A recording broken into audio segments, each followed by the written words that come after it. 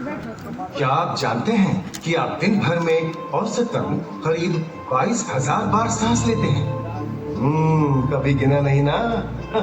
और क्या ये भी कि आपकी अगली सांस के लिए जरूरी ऑक्सीजन का मिलना इस बात पर निर्भर है कि आपसे मीलों दूर किसी समुद्र में एक बड़ी सी शार्क मछली एक छोटी सी मछली को खा पाएगी या नहीं?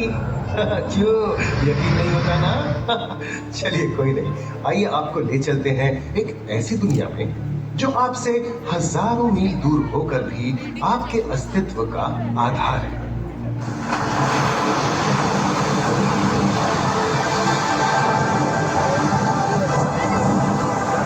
ये महासागर है, मीलों दूर तक फैला हमारे जीवन का केंद्र, जिसका पानी हर देश की सीमा से परे है। हमें सांस लेने के लिए जरूरी ऑक्सीजन का 50 से 80% इन्हीं समुद्रों के पानी से आता है। ये भी कह सकते हैं कि ये सागर एक विशाल संयुक्त परिवार की तरह है, जिसमें ये सभी जीव एक ही घर में रहते हैं, जैसे मछलियाँ, mollusc, dolphin, seal, walrus, crustacean, bacteria, समुद्री एनीमोनी और हाँ, ब्लू व्हेल भी, जो पृथ्वी का सबसे बड़ा जीव माना जाता है। और जंतु ही नहीं, इन समुद्रों में पौधों की भी लाखों प्रजातियां पाई जाती हैं।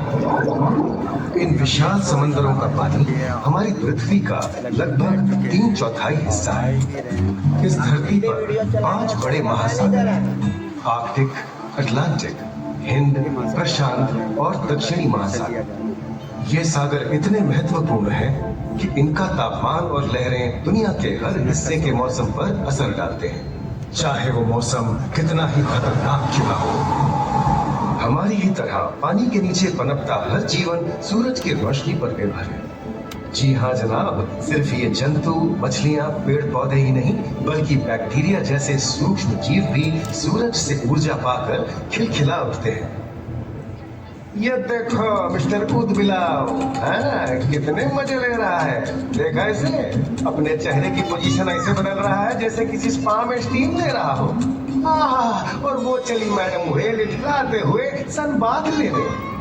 और ये जोकर मछली यानी क्लाउन फिश, ये तो गाना भी गाती है भाई, बिना किसी सुरताल के। हाँ, ये राख समुद्री जानती है, और कोई खतरा महसूस होने पर ये कभी गुर्राती है और कभी चहकती है। क्लाउन फिश है ना। और ये डॉल्फिन हमारे स्मार्टफोन से ज्यादा स्मार्ट है।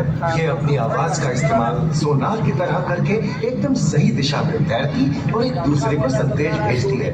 जी हाँ, ईमेल या व्हाट्सएप से भी तेज। मूंगा चट्टान यानी कोरल रीफ दुनिया की सबसे विविध इकोसिस्टम्स में से है। इन चट्टानों को अक्सर समुद्र के वर्षावन कहा गया है।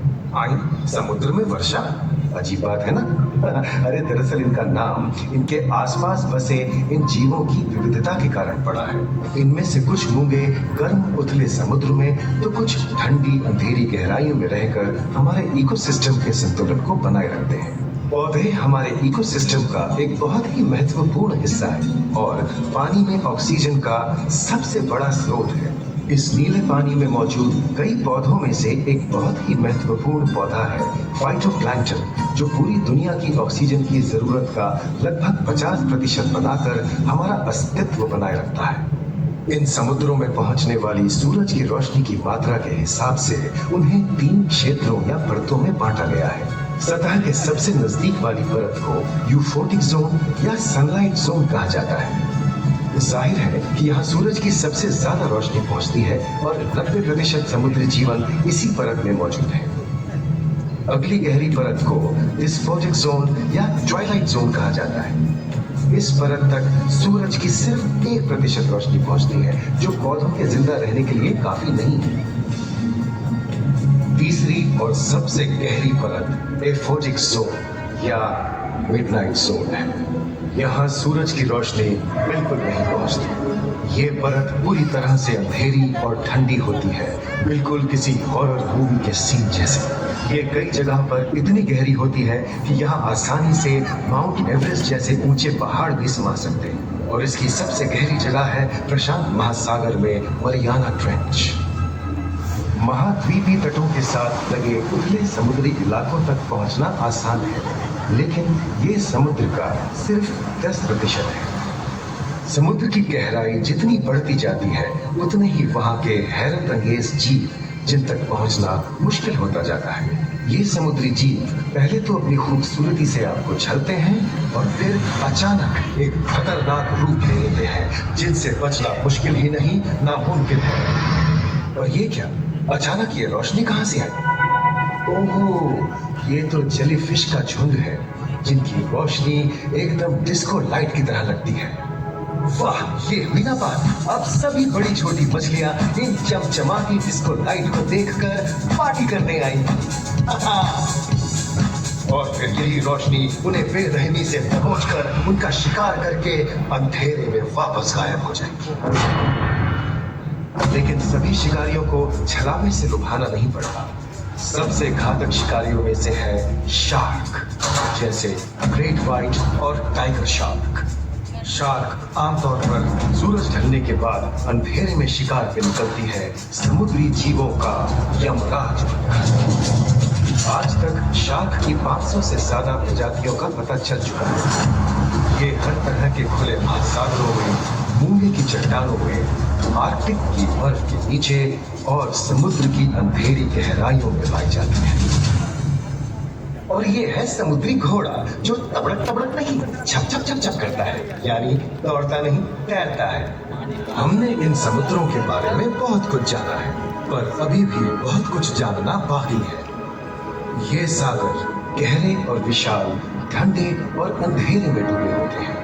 इन गहराइयों में पनपने वाली 17,000 से अधिक प्रजातियां मानो किसी कल्पना से कम नहीं। किसी खूबसूरत एंजल की तरह दिखने वाले जीवों के साथ साथ न जाने और क्या क्या देखने को मिले।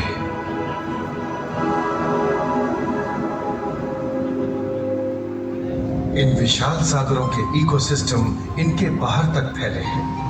खारे पानी की खाड़ियां, समुद्रों, समुद्र तटों और नमकीन दलदली इलाकों तक। मानव जाति दशकों से प्लास्टिक, जहरीले रसायन, तेल और ऐसी कई चीजों को पानी में बहाकर समुद्रों को नुकसान पहुंचा रही है। कई समुद्री जीवों या मछलियों की दर्दनाक मौत और उनकी इस तड़प का जिम्मेदार हमारी मानव जाति ही है।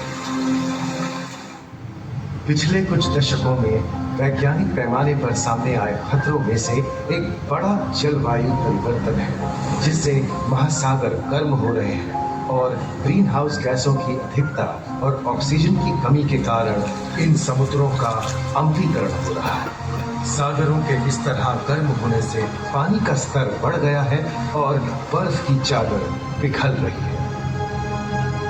इस विनाशकारी बदलाव के परिणाम स्वरूप समुद्री जीवन खत्म हो रहा है और पूरे इकोसिस्टम के लिए ऐसे खतरनाक हालात हम ही पैदा कर रहे हैं।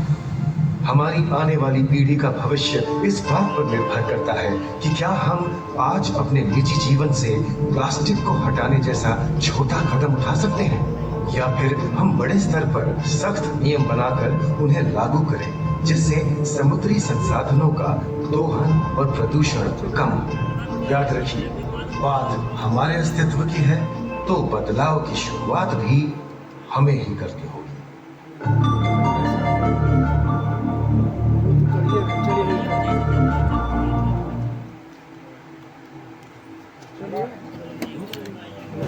चलिए